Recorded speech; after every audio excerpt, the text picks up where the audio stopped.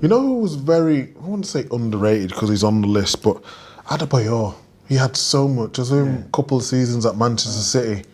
Yeah. And like touch and technique, he just spoiled himself at times. Where when he got comfortable, he just stopped doing the things he was good at. The minute when he scored the goal and then ran the I was whole playing. leg. Yeah. You were in that game. I was playing that game. You were in that game. So obviously there's a little tension before, and you know they sing the song about Adebayors and his mum was singing it for the whole game. So they were winding him up. Of course, there was winding him up. Yeah. There was only one side of the story that's put out there that he went on the Arsenal fans. And obviously, I loved Arsenal, but he got to be, you know. So the chants were going on, and he knew. Because sometimes you can't understand chants, can you? But he knew exactly what it was. It was so disrespectful. And then when he scored. He scored in that end, on the opposite end of the Arsenal fans. But I just remember it, he was like galloping like a horse. Did you gallop with him? So I tried to like grab him, but he just brushed past me. Yeah. Colo Torre was chasing him. Did you think to yourself, what is he doing? I didn't understand what he was doing. I think, where's he going here? Next minute, the fastest I've ever seen someone run. The fastest. And he just slid on his knees, and he was there for about 30 seconds. It's the only time he's chased back in his career. You would though, wouldn't you? Yeah. Oh dear. Yeah. The fans are like, you there's bottles thrown on there. And I think it was, I don't know if it was it Shay Given or Colo, someone pulled, I think it was Colo Torre and pulled him off. And he apologised in the interview after. I wouldn't have apologised, giving all that abuse all game. He was just letting off a bit of steam. Yeah. It's not bad few clubs to play for, was it? Arsenal, Spurs, City. Real Madrid. He had a spell in Real Madrid, I mean, he was talented. Palace? Do you think he got the most out of his career? Hey? Palace? Did he go into... Was he at Palace? Wait, the story about... Yeah. So he came to Villa. He signed. We had him in a shirt. Yeah. So he came. Tim Shearer, the manager, obviously had him at Spurs, and he said he wanted to get the best out of him. He signed, got a picture of him in the shirt. Next day, he said, "Well, it's not for me." Really, just changed his mind. Just changed his mind. Or he didn't like the kit. Or he said he didn't want to face those balls off him again. He said, "Oh, Richards is here." On a serious note, he said he had a vision and a dream. Yeah, and it wasn't to play with Monica Richards. So he didn't come. Devastated. Yeah. What was he like? He was sweet. He was really nice. He was very considerate. I just think he could have given a little bit more with the talent that he had. That's what. Yeah. What was that's missing? what I always. That's what I obviously didn't know him. I only saw him, and I looked at him and thought the ability. But did it mean enough? Did he get the best out of himself? Could he have? Yeah, that's what I always felt. Could he have given that a little bit more? You just didn't know which Adebayor was gonna turn up. Yeah. He was the best player in training by far. He was the fittest. He was doing a pre-season run, and like we was on the last one, and everyone's like panting, knackered, and he's running backwards. He was fitter than anyone. So what? So if he obviously worked hard, if he was that fit, and he was super talented, and you say he could have done more, in what way? Well, it's not. It's more in the mind. It's in the mind. Of course, it's in the mind. You got to push yourself every day to be the best. And he was playing for Arsenal, Real Madrid, Man City. And I don't want to bring money into it, but when you are earning money, your levels can drop because you feel like you don't need to do more. All the managers you had. Yeah, I have a great moment in all those 4 clubs. If I have to choose a team, I don't think I would choose a team. I would choose football.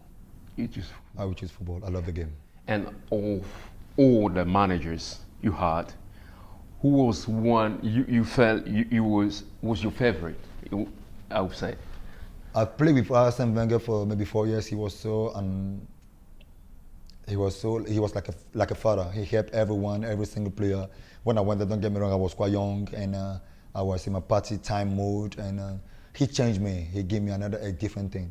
But the last period, this is the manager, one of the managers that I spent the last time with.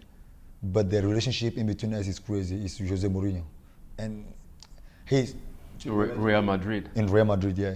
Today he's going through a bit of a difficult moment because they have a great season. Don't get me wrong. At the end, But in the league, it was kind of like they drew 1-1 here, they lose here.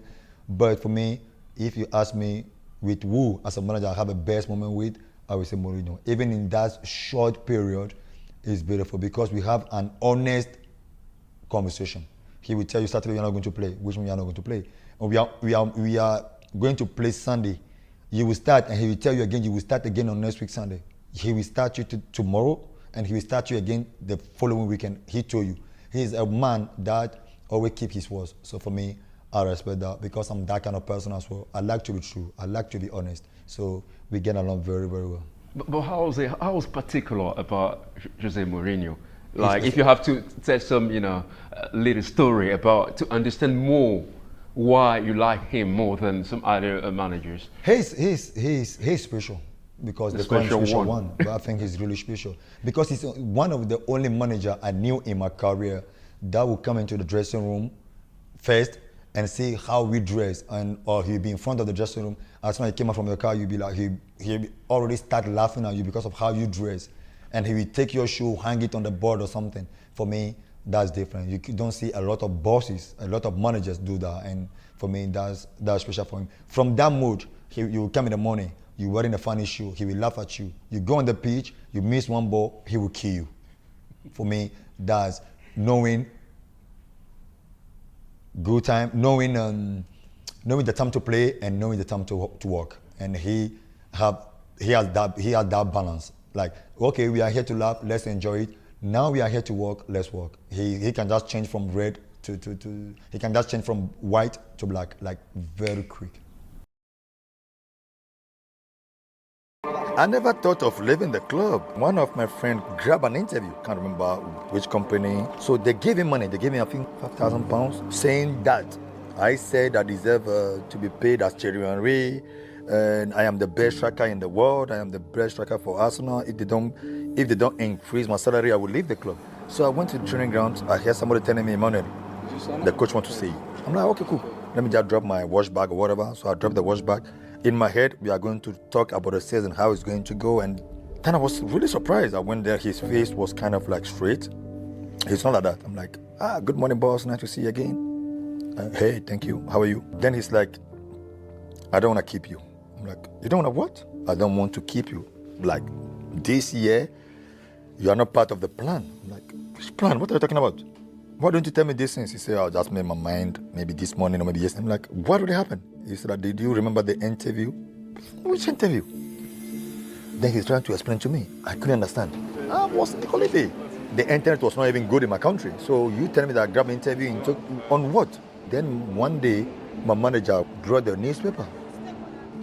Are you punishing me for this? Obviously, I got punished for that, and he's all about the money. He wants to leave, and, So that is where the breakup came from with Arsenal and the fans. They were sometimes saying, we're talking to AC Milan. Do you think that maybe annoyed the Arsenal fans a little bit, that they were talking publicly about your future whilst you were still an Arsenal player? Yeah, but I came out so many times to say I'm good with Arsenal. They know without transfer, they're not going to make any money. But if the actual person, the main guy is telling you, I'm staying with you, I'm the most important person.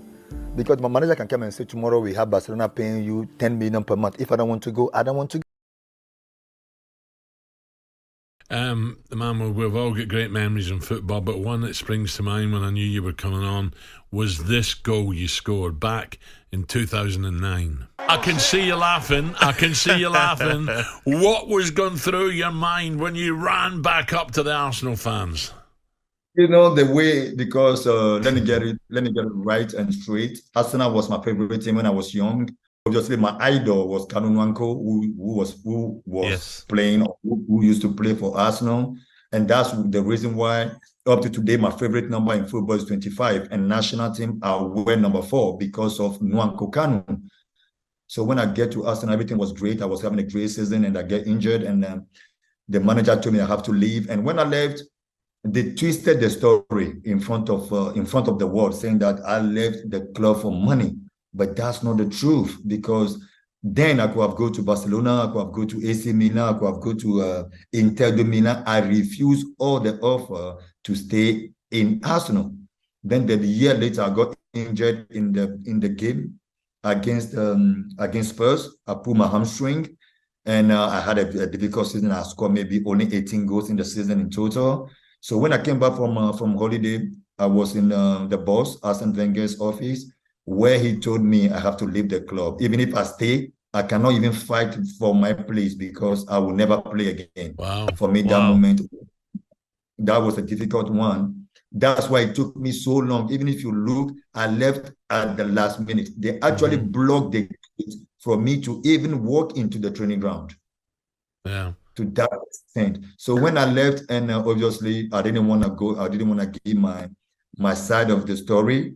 But when I saw the interview that some of the players of Arsenal were giving, and I saw the boss himself, Arsene Wenger, his interview, and when you have a lot of people abusing me as a bad footballer is okay, but abusing my parents, calling my mom a whore, and telling me that my father washed an elephant, that moment I have to give something back. And when I scored that was all the thing that was on my mind. Give them or pay back time, as we said. So, today, if you ask me if I regret, I don't regret. But if you ask me, will I do it again? I will say no. Brilliant. We were talking out there, Dawes, about a particular game that Fabregas played in against Spurs, if I can remember rightly. And I don't know if you played in it. Adebayors scored that absolutely rocket at White Hart Lane. I think you may have been marking him.